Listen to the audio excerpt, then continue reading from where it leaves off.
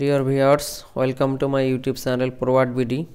আমি বেশ কিছুদিন আগেই আপনাদেরকে বলেছিলাম আমি একটি নতুন সিরিজ টিউটোরিয়াল নিয়ে আসব, যেখানে বিল্ডিংয়ের ডিজাইন একবার এ টু জেড কীভাবে করা যায়, অটোক্যাডের মাধ্যমে ফুল ড্রয়িং সেট কিভাবে করবেন আপনারা, সেটা আমি আপনাদেরকে দেখাবো ধাপে ধাপে।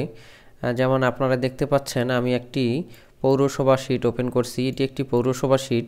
এখানে দেখেন, একটা পৌরসভা গিয়ে আপনারা যদি ড্রয়িং একটা পাস করাতে চান, তাহলে কি ধরনের এলিমেন্টগুলো লাগবে এখানে সব আছে।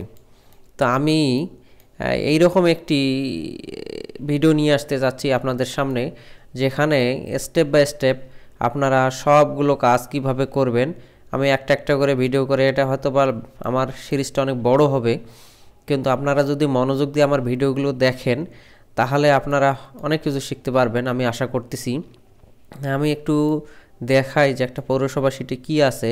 এখানে গ্রাউন্ড ফ্লোর প্ল্যান আছে, টিপিক্যাল ফ্লোর প্ল্যান আছে, রুফ প্ল্যান আছে, তারপরে এখানে কি আছে, লেআউট প্ল্যান আছে, মৌজা ম্যাপ আছে, তারপরে কি আছে এখানে এলিভেশন আছে, দুইটা এলিভেশন আছে, দুইটা সেকশন আছে, তারপরে কি আছে ফুটিং লেআউট প্ল্যান আছে, এবং কলাম লেআউট প্ল্যান আছে, কলামের ডিটেইল আছে, তারপরে কি আছে এখানে গ্রেড বিমের লেআউট প্ল্যান আছে, ফ্লোর বিমের লেআউট প্ল্যান, এবং এখানে কি আছে স্ল্যাবের রিইনফোর্সমেন্ট ডিটেইল আছে, স্টেয়ারের রিইনফোর্সমেন্ট ডিটেইল আছে, সেই সঙ্গে বিমের যে ক্রস সেকশনগুলো আছে সেখানেও টিপিক্যাল ক্রস সেকশনগুলো দেওয়া আছে, এবং ফুটিংয়ের ডিটেলগুলো দেখতে পাচ্ছেন আপনারা, একটা টিপিক্যাল ডিটেল দেওয়া আছে। তো ওভারঅল একটা পৌরসভা শীটের মধ্যে এই মিনিমাম এই কম্পোনেন্টগুলো থাকতে হয়। এগুলো একটা শীটের মধ্যে গুছিয়ে সাজিয়ে গুছিয়ে প্রিন্ট করে পৌরসভায় সাবমিট করলে তখন পৌরসভার ইঞ্জিনিয়াররা চেক করে এটা সাইন করার পরে আপনারা ফাইনাল অনুমোদনটা পেয়ে যান। তো আমি আপনাদেরকে দেখাবো কিভাবে স্টেপ বাই স্টেপ আপনারা একটা বিল্ডিংয়ের পুরো ড্রয়িং আপনারা করতে পারেন, সেই স্টেপগুলো আমি নিয়ে আসবো। তো এটা করার জন্য আপনারা যে কাজটি করবেন, আপনারা একটা নতুন ড্রয়িং শিট ওপেন করতে হবে।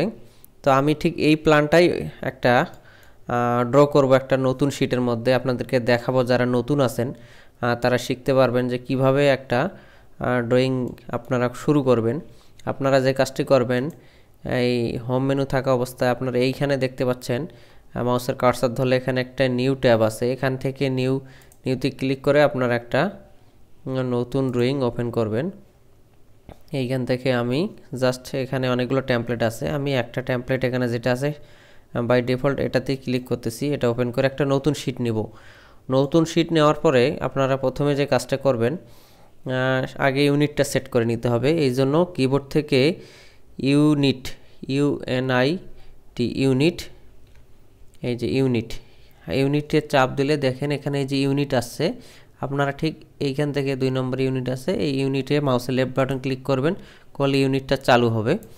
এইখান থেকে আপনারা যে কাজটা করবেন, আপনারা যদি ইঞ্চি ফিটে ড্রয়িং করতে চান তাহলে আর্কিটেকচারাল ইউনিট সেট করতে হবে, আর আপনারা যদি মিলিমিটারে যদি ড্রয়িং করতে চান সেক্ষেত্রে ডেসিমেলে রাখতে হবে। ডেসিমেল বাই ডিফল্ট মিলিমিটারই থাকে, ডেসিমেল থাকে, বাট আপনারা যদি ইঞ্চি ফিটে ড্রয়িং করতে চান আর্কিটেকচারাল সিলেক্ট করতে হবে। তো আমি প্রথমে এটা আর্কিটেকচারাল ফরম্যাটে আপনাদেরকে ড্রয়িং করা দেখাবো এই ভিডিওতে, এই জন্য আমি আর্কিটেকচারাল সিলেক্ট করতেছি। আর এখানে প্রিসিশন আছে, এই প্রিসিশনটা কি, ধরেন আপনারা যদি প্রিসিশন 0 দিয়ে রাখেন তাহলে আপনাদের কোনো দশমিকের পরে কোনো কিছু শো করবে না, যেমন 1 ইঞ্চি শো করবে। এটা যদি 1/2 দেন তাহলে হাফ ইঞ্চি পর্যন্ত ফ্র্যাকশন শো করবে, 1/4 দিলে 1/4 ইঞ্চি শো করবে ফ্র্যাকশন, 1/8 দিলে 1/8 ইঞ্চি ফ্র্যাকশন শো করবে। তো আমি এখানে 1/4 দিচ্ছি, 1 ইঞ্চির 4 ভাগের 1 ভাগ পর্যন্ত আমি শো করাবো, বাকিগুলো এই মুহূর্তে দেখাবো না আমি। এটা দিলাম। আর এখানে unit to scale inserted content, এইখানে ইঞ্চি আছে, এটা ইঞ্চি থাক, আমি আর অন্য কিছু চেঞ্জ করতেছি না। ডেসিমেল ডিগ্রি থাকবে। এইখানে প্রিসিশনটা আপনারা যেটা করবেন, দশমিকের পরে কয় সংখ্যা নেবেন, আপনারা দশমিকের পরে এখানে 2 সংখ্যা দেন, 2 সংখ্যা দিচ্ছি। প্রিসিশনের এটা 2 সংখ্যা দিলাম, দিয়ে আমি ওকেতে প্রেস করলাম। এখন আমার ইউনিটটা এখানে সেট হয়ে গেছে। তারপরে যে কাজটা করবেন ডাইমেনশন স্টাইলে যেতে হবে, DIM আপনারা চাপবেন, এই দেখেন DIM চাপার পরে এখানে ডাইমেনশন স্টাইল 2 নম্বরে আছে, এই ডাইমেনশন স্টাইলে আপনারা ক্লিক করবেন। করলে এই যে ডাইমেনশন স্টাইলে আপনাদের এই ডাইমেনশন স্টাইলটা সেট করে দিতে হবে। এইখানে দেখেন প্রথমে কি দেখাচ্ছে স্টাইলের মধ্যে, এখানে অ্যানোটেটিভ কি আছে স্ট্যান্ডার্ড। তা আমি স্ট্যান্ডার্ডের ঘরে আমরা কি করব, মডিফাই যদি ক্লিক করি, আমি মডিফাই ক্লিক করলাম। ক্লিক করার পরে দেখতে পাচ্ছি এখানে ইউনিট কি আছে, ডেসিমেল আছে। আমি যেহেতু আর্কিটেকচারাল ওখানে ইউজ করেছি, তাহলে এখানেও আমি আর্কিটেকচারাল ইউনিট শো করব। আর প্রিসিশনটা কি দেখাবো, আমি ওখানে 1/4 দেখিয়েছি, এখানে 1/4 দেখিয়ে দিলাম। অবশ্যই যে এখানে দেখতে পাচ্ছেন আপনারা এই প্রাইমারি ইউনিট ট্যাবটার মধ্যে যদি ফার্স্ট টাইম এটা না আসে এটাতে ক্লিক করবেন, নর্মালি এটাতেই থাকে। তারপর যদি না থাকে এগুলো কোনো একটা ওপেন হয়, সেক্ষেত্রে আপনার প্রাইমারি ইউনিটে ক্লিক করে এই কাজটা করবেন। এখানে তারপরে ফ্র্যাকশন ফরম্যাট, এটা হরিজেন্টাল আছে, হরিজেন্টালি থাকবে, রাউন্ড অফ 0ই থাক। এগুলোতে আমি হাত দিব না, আমি এগুলো তো আর কিছু করা লাগবে না আপনাদের। আপনারা যে কাজটা করবেন, এই যে টেক্সট, এই টেক্সটে এসে আপনার টেক্সটের সাইজটা কত দেবেন, এখানে দেখেন 0 ফিট 0.3/16 ইঞ্চি আছে। আমি টেক্সটের হাইটটা আপাতত 3 ইঞ্চি দিয়ে রাখতেছি, তারপরে যদি লাগে আমি আরও বাড়িয়ে দিব।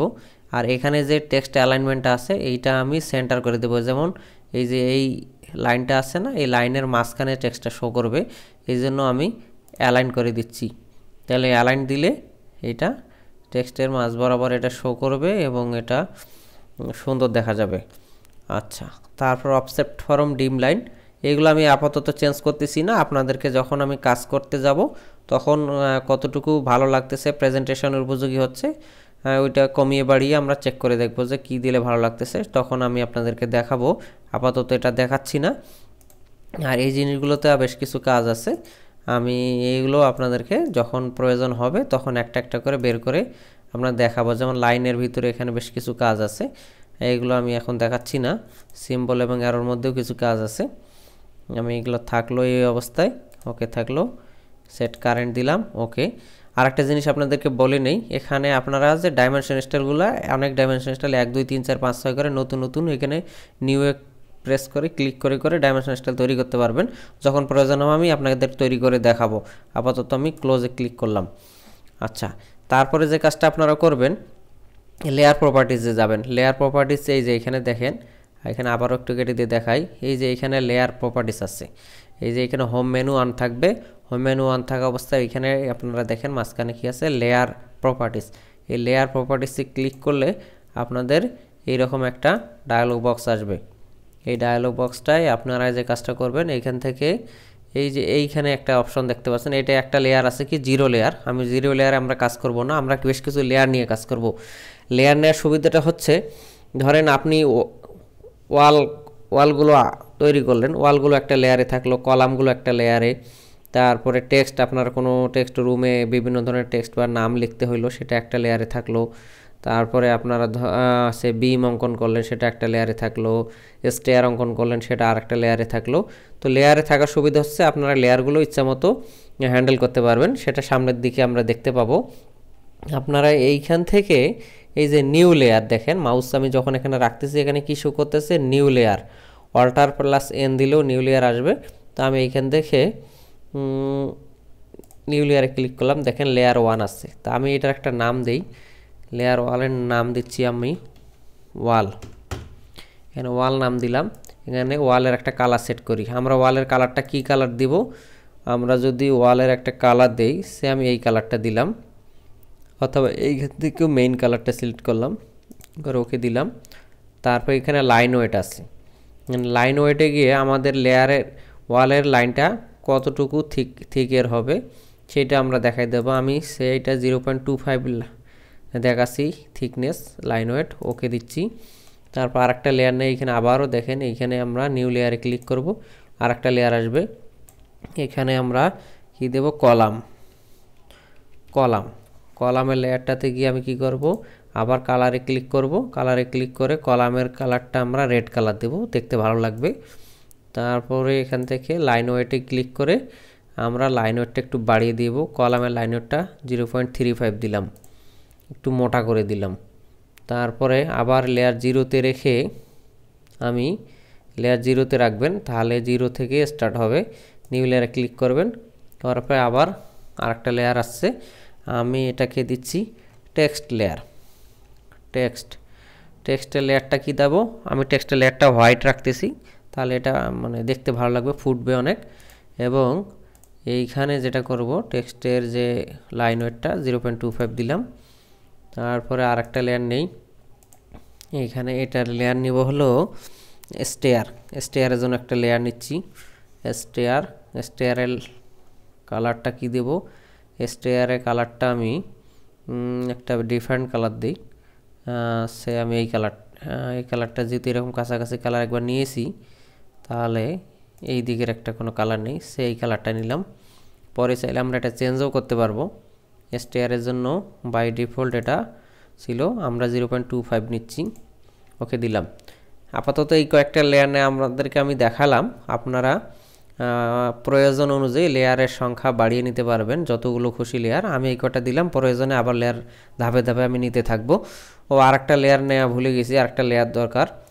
আমি আউটলাইন, আমাদের যে জমির সীমানা, এই জমির সীমানাটার একটা লেয়ার আলাদা দিচ্ছি, যেন বুঝতে সুবিধা হয় যে আমাদের যে সীমানাটা কত। আউটলাইন একটা লেয়ার নিলাম, আউটলাইনের একটা কালার দিই। আউটলাইনের কালারটা আমি গ্রিন কালার দিলাম, এটা একটা গ্রিন কালার দিলাম। গ্রিন কালার দিয়ে এটার মধ্যে একটা লেয়ার দিলাম, আউটলাইনের লেয়ারটা একটু মোটা করে দেই, 0.3 mm দিলাম, দিয়ে ওকে দিলাম। এখন আমি ক্লোজ করতেছি। এখন আমি কি করব, আউটলাইনটা আঁকবো। তো এই জন্য আউটলাইনে এইখানে থেকে দেখেন, এই যে এখানে রিবনটা আছে না, এই রিবনের মধ্যে তীর চিহ্নওয়ালা, এইখানে ক্লিক করলে লেয়ারগুলো দেখা যাবে। আমি আউটলাইনে ক্লিক করলাম, আউটলাইনটা এখন লেয়ার অন হইল। এখন আমি জমির সীমানাটা অঙ্কন করব। তার আগে আমরা দেখে আসি যে আমাদের ফ্লোর প্ল্যানের টোটাল জমির মাপটা কত। এখানে কি 60 ফিট দেখা যাচ্ছে, আর এখানে আছে লেন্থ হলো 60 ফিট, আর উইথ হচ্ছে 40 ফিট আমাদের জমির সীমানা, দৈর্ঘ্য এবং প্রস্থ। তাহলে এইখানে আমরা তাহলে কিবোর্ড থেকে এল প্রেস করলাম, লাইন কমান্ড অন করলাম, অর্থটা একটু অন করে নিই, তাহলে সোজা থাকবে মাউস পয়েন্টারটা। এইখান থেকে আমরা কিবোর্ডে 60 ফিট ইন্টার, তাহলে আমাদের লাইনটা ড্র হয়ে গেছে। আবার ইন্টার দিলাম, দেখি এইটা একটু এটা জুম করা যাচ্ছে না, এই জন্য আমরা কিবোর্ড থেকে জেড প্রেস করব, করে ইন্টার দেব, তারপরে কিবোর্ড থেকে এ প্রেস করে ইন্টার দেব, তাহলে জুম কমান্ডটা অন হবে। তা আমার লাইনটা এই কার্সার এই যে এক্স ওয়াই যে স্থানাঙ্ক আছে এর খুব কাছাকাছি চলে আসছে, এই জন্য এইটাকে আমি মুভ করব। সিলেক্ট করে ধরে আমি এটারে মুভ করে একটু দূরে কোথাও নিয়ে যাই, এইখানে নিলাম, তাহলে এক্স ওয়াই স্থানাঙ্ক থেকে একটু দূরে থাকলো। এখন আমি এটারে আর একটা লাইন নেব, যেহেতু প্রস্থটা কত 40 ফিট, আমি 40 ফিট নিলাম। তারপরে এই দিকে আবার কত, এইদিকে 60 ফিট, এইদিকে সরি